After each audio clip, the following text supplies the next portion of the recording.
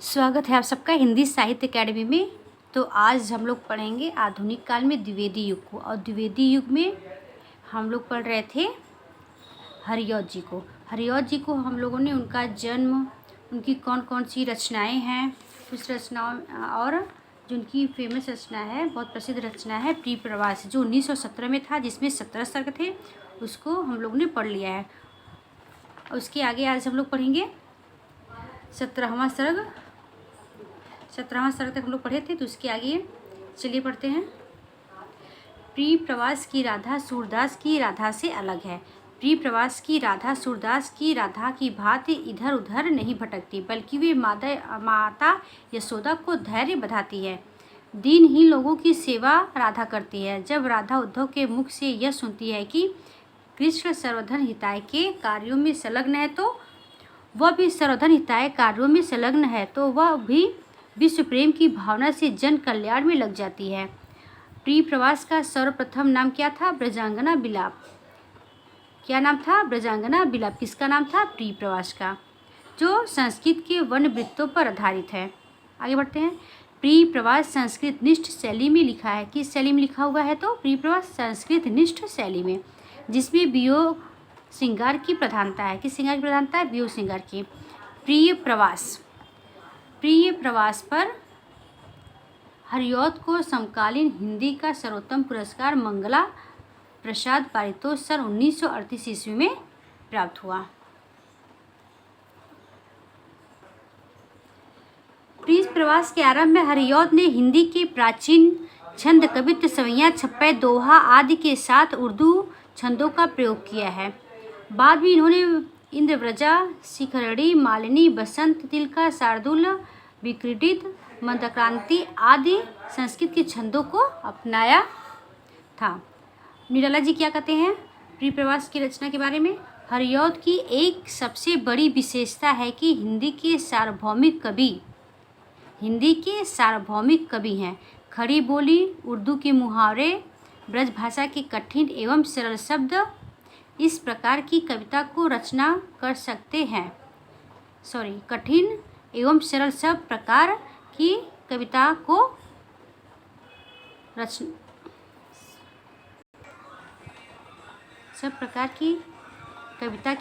कर सकते हैं। चलिए आगे बढ़ते हैं। प्रिय प्रवास हिंदी साहित्य में अपनी रचना के कारण हिंदी महाकाव्यों का माइकल स्रोत कहा गया। जैसे प्रश्न बन सकता है, हिंदी महाकाव्यों का माइकल स्रोत कौन सी रचना है? तो प्रिय प्रवास। आगे बढ़ते हैं। प्रिय प्रवास से किससे? प्रिय प्रवास से हरिऔध खड़ी बोली में महाकाव्य का श्री गणेश करते हैं। एक परिजात है हरिश्रृंगार, जो 1937 में। अब चलिए इनकी एक रचना है पारिजात। पारिजात का नाम हरिश्रृंगार था। चलिए आगे बढ़ते हैं। पारिजात के बारे में देखते हैं। पारिजात यह कितने सर्ग में है? तो ये 15 सर्गों में विभाजित है। ऐसे प्रश्न बन सकता है कि हरिऔध जी की रचना पारिजात कितने सर्गों में विभाजित है? तो 15 सर्गों में विभाजित है। इसमें हरिऔध जी ने आध्यात्मिक एवं धार्मिक विषयों का वर्णन है। जैसे ये प्रश्न बन सकता है कि हरिऔध जी की किस रचना में आध्यात्मिक एवं धार्मिक विषयों का वर्णन किया गया है? तो पारिजात में किया गया है। हरिऔध जी ने इस ग्रंथ का प्रथम नाम स्वर्गीय संगीत रखा था, बाद में पारिजात रखा था। इसका सर्वप्रथम क्या नाम था पारिजात का? तो स्वर्गीय संगीत। इसका वर्ण विषय क्या था? पारिजात में आध्यात्मिक एवं धार्मिक विषयों का वर्णन मिलता है पारिजात में। चलिए आगे बढ़ते हैं। पारिजात में गे पद है। गे मतलब गान। अकल्पनीय को कल्पना, दृश्य जगत के अंतर्गत सांसारिक स्वर्ग, कर्म, पिपास, प्रलय, प्रयत्न, कांत, कल्पना, सत्य का स्वरूप, परंपरानंद इस काव्य के सभी सर्ग का स्वतंत्र है। इस काव्य के सभी सर्ग क्या है? स्वतंत्र है। पारिजात में न कोई कथा, न कोई यथाक्रम, प्रत्येक सर्ग में शीर्षक से संबंधित विषयों की काव्यात्मक प्रस्तुति की गई है।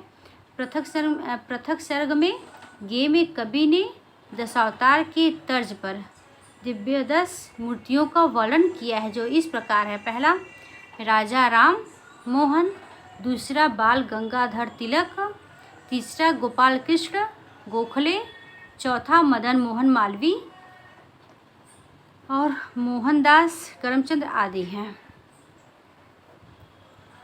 चलिए आगे बढ़ते हैं।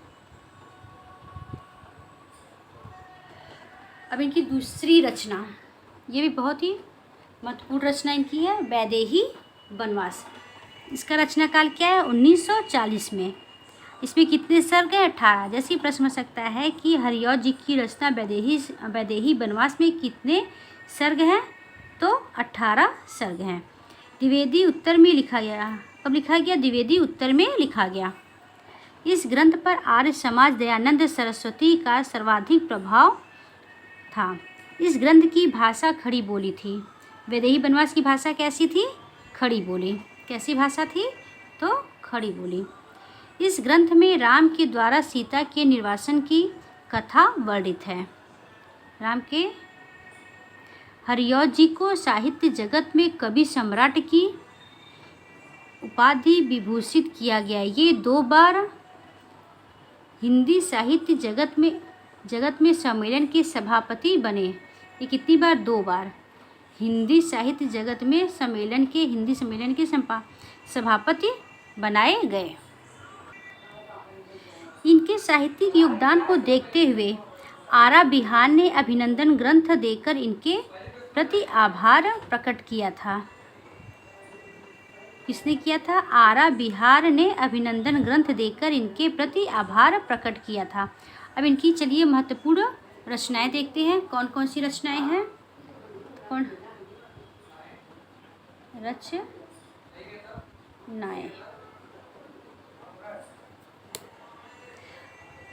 पद्य प्रसून 1925 में है। चुभते चौपदे 1932 में है। चोखे चौपदे 1927 में है। बोलचाल 1928 में है। रस कलश इनकी प्रथम ब्रजभाषा रचना है, तो पढ़ाए थे आगे। 1931 में है। ग्राम गीत 1958 में है। मर्म स्पर्श, ये भी मोस्ट है, इसको याद रखिएगा। मर्म स्पर्श 1936 में। कृष्ण शतक 1882 में। रसिक रहस्य 1899। प्रेम प्रपंच 1901 में। प्रेमांबु वारिधि 1900 में। प्रेमाश्रु श्रवण 1901 में। प्रेमांबु प्रवाह 1901 में। प्रेम पुष्पहार 1904 में। उद्बोधन 1906 में। काव्योपवन 1909 में। कर्मवीर 1976 में। ऋतु मुकुर 1917 में। और इनकी जो रचना थी मर्म स्पर्श, जो 1936 में थी, ये इनके मृत्यु उपरांत प्रकाशित हुई थी। अब इनकी मुख्य उपन्यास देख लेते हैं कौन कौन से हैं। इनके उपन्यास: ठेठ हिंदी का ठाठ 1999। अधखिला फूल 1907 में। रुक्मणी परिणय, हिंदी भाषा और साहित्य का विकास, ये कई बार एग्जाम में पूछा गया है, इसलिए वो मोस्ट है, इसको अच्छे से आप लोग याद रखिएगा। फूल पंते, चंद खिलौना, उपदेश कुसुम, खेल तमाशा, ये सब इनकी उपन्यास है। जितने भी उपन्यास थे सब मोस्ट है, तो इसको अच्छे से आप ध्यान में रखिएगा। अब चलिए इनकी पंक्तियाँ देखते हैं कौन कौन सी हैं।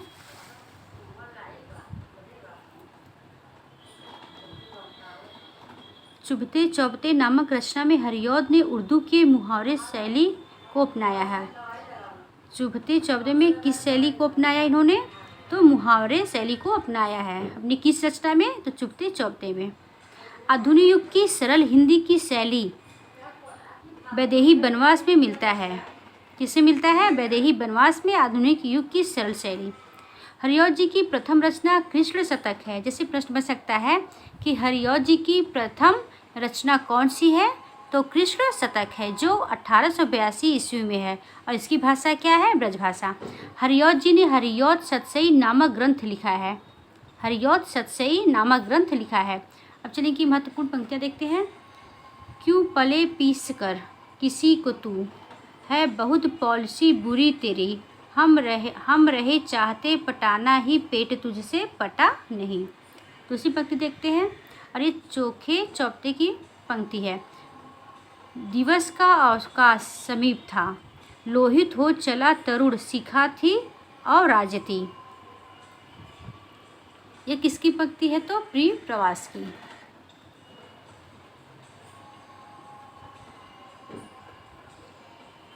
दिवस का अवकाश समीप था, गगन कुछ था लोहित हो चला, तरुण शिखा भी अब राजती। तो यह पंक्ति किसकी है? प्रिय प्रवास की। कमलिनी कुल बल्लभ की प्रभा, देख कर व्यथा विविध बहु विघ्न घबराते नहीं।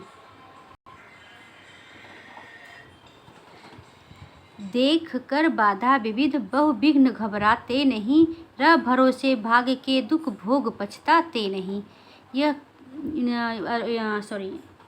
यह कर्मवीर कविता है, उससे ये पंक्ति ली गई है। आगे बढ़ते हैं। है जन्म लेते जगत में एक ही पौधा, उन्हें है पालता, रात में उन पर चमकता चांदनी, एक सी ही चांदनी है डालता। तो यह किस रचना की पंक्ति है? फूल और कांटे। चलिए आगे बढ़ते हैं हम लोग।